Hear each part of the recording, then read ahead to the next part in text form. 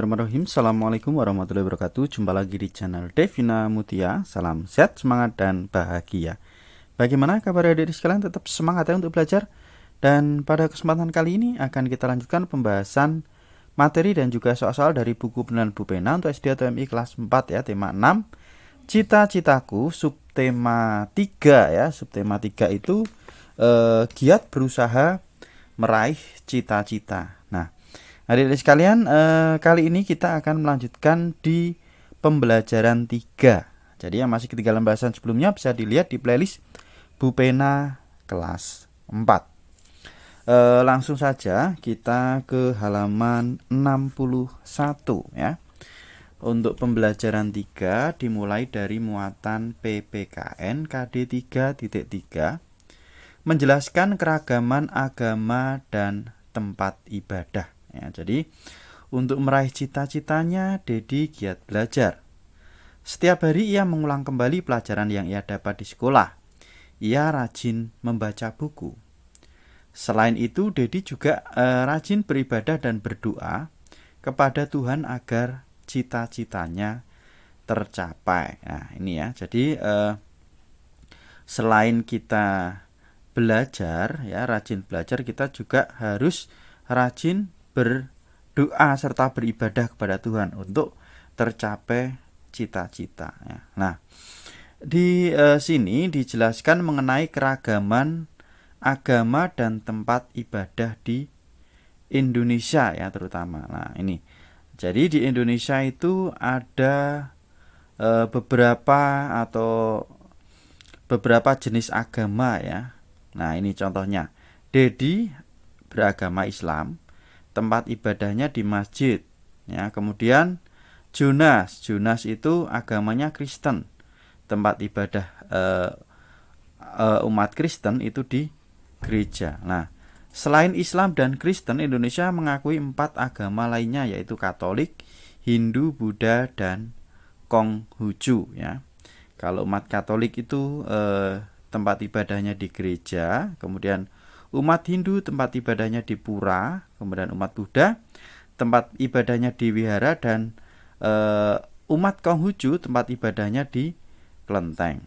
Nah, walaupun berbeda-beda, tetapi kita harus saling menghargai dan mendukung agar tercipta persatuan dan kesatuan antar umat beragama. Nah, ini ada beberapa perilaku yang dapat adik-adik lakukan agar persatuan dan kesatuan antar umat beragama tetap terjaga. Yang pertama, menghormati teman yang sedang menjalani ibadah sesuai agamanya.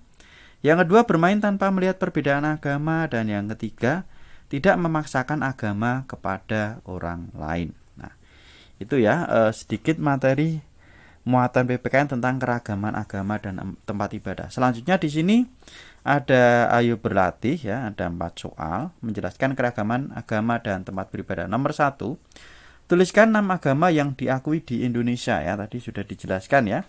Ada Islam, Kristen, Katolik, Hindu, Buddha, dan Konghucu ya. Oke.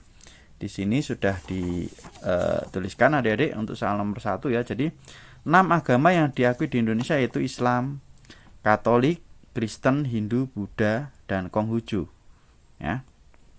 Itu untuk soal nomor 1. Nomor 2, Ahmad beragama Islam, Maria beragama Katolik, dan Made beragama Hindu. Tuliskan tempat ibadah mereka masing-masing. Oke, di sini sudah saya tuliskan adik-adik sekalian ya. Ahmad ya, tadi agamanya Islam, Maria Katolik, Made Hindu. Nama tempat ibadah mereka masing-masing yaitu Ahmad karena Islam berarti di masjid. Kemudian Maria Katolik berarti di gereja. Made agamanya Hindu berarti di pura ya. Itu ya adik sekalian nomor 2. Lanjut ke soal nomor 3. Ahmad, Maria, Made, dan Tami berencana akan melakukan kerja kelompok pada hari Minggu. Akan tetapi Maria tidak bisa karena harus beribadah di gereja. Bagaimana sikap Ahmad, Made, dan Tami? Oke, untuk soal nomor 3 ya. Jadi mereka akan kerja kelompok pada hari Minggu, sedangkan Maria tidak bisa karena harus gereja. Harus ke gereja ya. Sebaiknya sikap Ahmad, Made, dan Tami adalah mempersilahkan Maria untuk beribadah terlebih dahulu Dan jika sudah selesai bisa menyusul untuk ikut kerja kelompok. Ini dan ya, salah nulisnya, kebalik ya. Itu untuk nomor 3. Lanjut ke nomor 4. Bagaimana jika Ahmad, Made, dan Tami memaksa Maria agar kerja kelompok tetap dilaksanakan pada hari Minggu? Setujukah kamu dengan sikap mereka? Jelaskan. Oke, untuk nomor 4 ya, jawabannya tidak setuju ya. Jika Ahmad, Made, dan Tami memaksa Maria agar kerja kelompok tetap dilaksanakan pada hari Minggu, alasannya Ahmad, Made, dan Tami akan dianggap sebagai teman yang egois ya. Jadi kita tidak boleh memaksakan ya, karena dianggap teman yang egois karena tidak memberi kesempatan Maria untuk beribadah terlebih dahulu.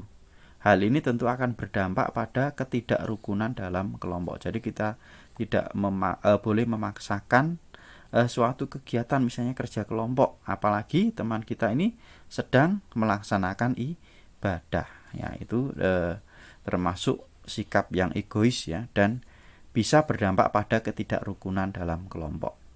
Itu adik-adik sekalian untuk halaman 61 ya, muatan PPKN ya. Kita lanjutkan halaman 62. Di sini muatan IPS ya. Muatan IPS ini menjelaskan persebaran sumber daya alam di Indonesia ya.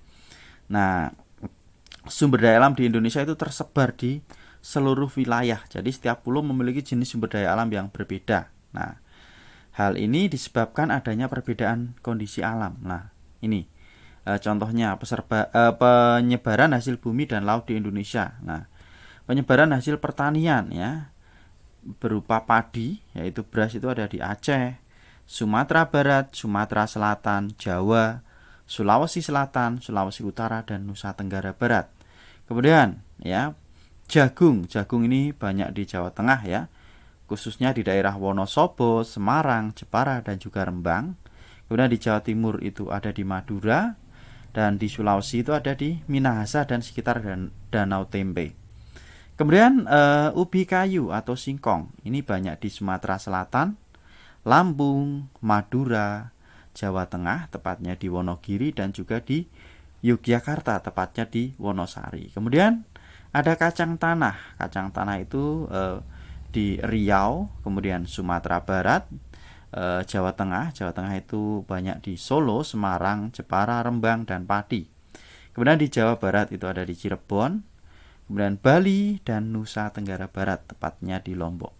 Itu untuk hasil pertanian. Nah, sedangkan untuk hasil perkebunan ya, di sini juga ada banyak ya, ada tembakau, teh, kopi, karet, kemudian coklat, cengkeh, lada. Ini saya bacakan misalnya untuk teh ya. Teh itu banyak di Jawa Barat ya, Bogor, Sukabumi, dan Garut. Kemudian di Jawa Tengah itu ada di Pegunungan Dieng, Wonosobo, Temanggung, dan Pekalongan. Kemudian di Sumatera Utara itu ada di Pematang Siantar dan di Sumatera Barat juga ya. Nah, ini biasanya di daerah-daerah dataran tinggi ya, atau daerah pegunungan, itu untuk kebun teh ya. Kemudian untuk kopi itu ada di Jawa, Sumatera, Sulawesi, dan Nusa Tenggara Timur. Nah, adik-adik bisa dibaca sendiri ini ya, untuk persebaran hasil perkebunan. Kemudian untuk persebaran hasil kehutanan juga ada banyak. Ini saya kasih contoh. Misalnya ada kayu kruing, kayu meranti, dan kayu damar. Itu dihasilkan di daerah-daerah Kalimantan, Sulawesi, dan Papua. Kemudian ada kayu cendana, ini di Nusa Tenggara Timur.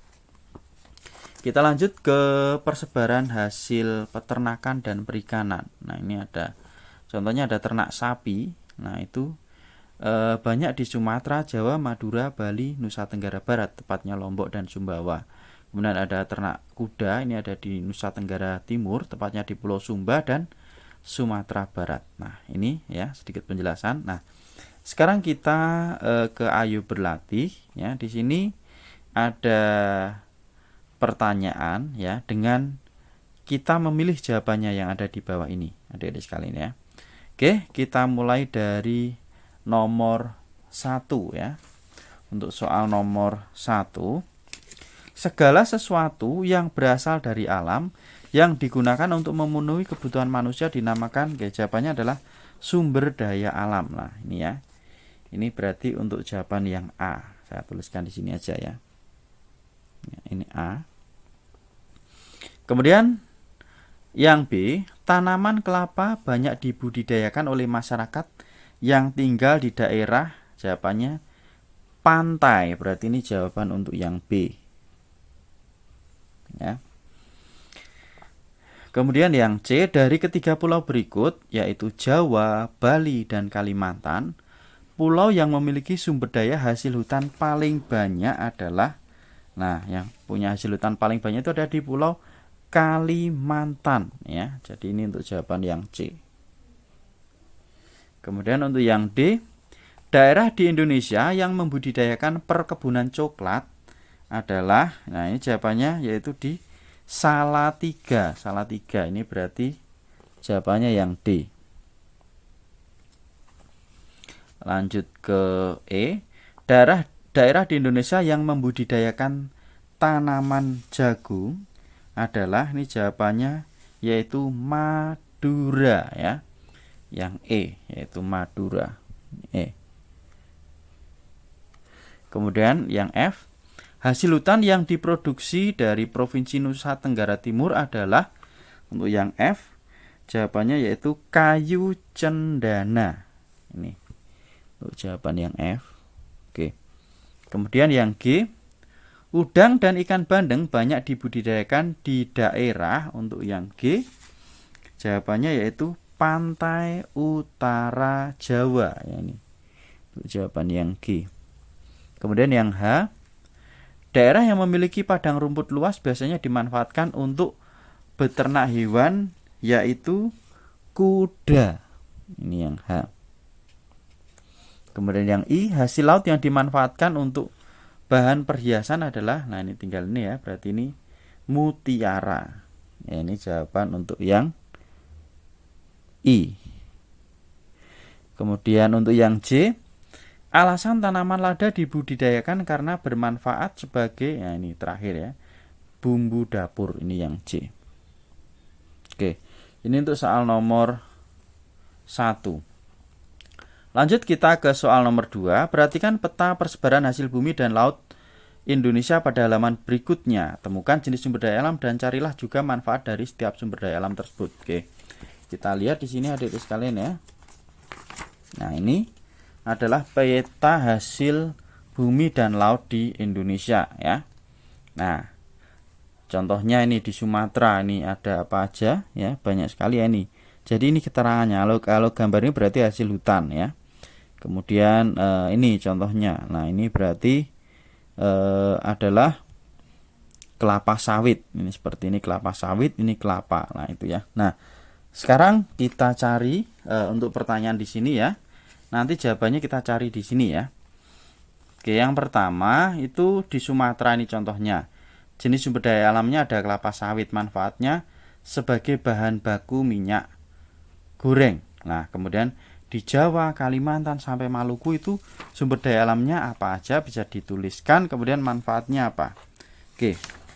Di sini udah saya tuliskan adik-adik sekalian ya. Jadi di Jawa itu sumber daya alamnya itu ada coklat. Manfaatnya sebagai bahan baku makanan, kue, dan juga campuran susu. Kemudian yang ketiga di Kalimantan, sumber daya alamnya ada hasil hutan berupa kayu, manfaatnya sebagai bahan bangunan dan mebel. Kemudian yang keempat, Sulawesi. Nah, sumber daya alamnya ada minyak kayu putih, ini sebagai bahan baku obat-obatan. Kemudian di Papua, ya, Papua itu sumber daya alamnya ada sagu, ini sebagai bahan makanan pokok. Kemudian di Bali ada kelapa. Ini sebagai bahan baku minyak goreng, ya. Itu untuk buahnya. Kemudian daunnya bisa digunakan sebagai atap rumah. Kemudian batangnya bisa digunakan sebagai bahan baku bangunan. Lanjut Nusa Tenggara. Nusa Tenggara itu ada jagung, ini sebagai bahan baku makanan ya. Dan di Maluku ada pala. Pala itu sebagai bumbu dapur dan bahan baku obat-obatan. Itu adik-adik sekalian ya. Oke, selanjutnya kita ke muatan bahasa Indonesia. Ini menjelaskan cara penekanan saat mendeklamasikan puisi ya. Jadi ada beberapa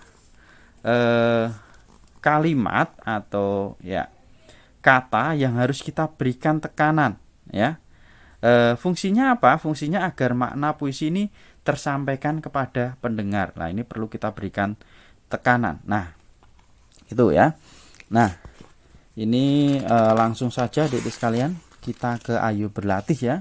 Di sini ada sebuah puisi. Nah, kemudian kita diminta untuk memberi garis bawah untuk memberikan penekanan pada puisi tersebut. Kemudian tuliskan alasan kalian memberikan penekanan pada baris puisi tersebut dan apa makna baris puisi yang kalian garis bawah. Oke.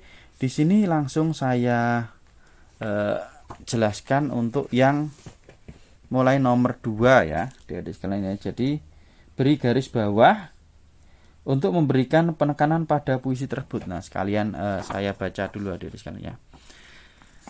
Selamat pagi dunia, karya Iqbal. Selamat pagi dunia, sambut mentari dengan senyuman.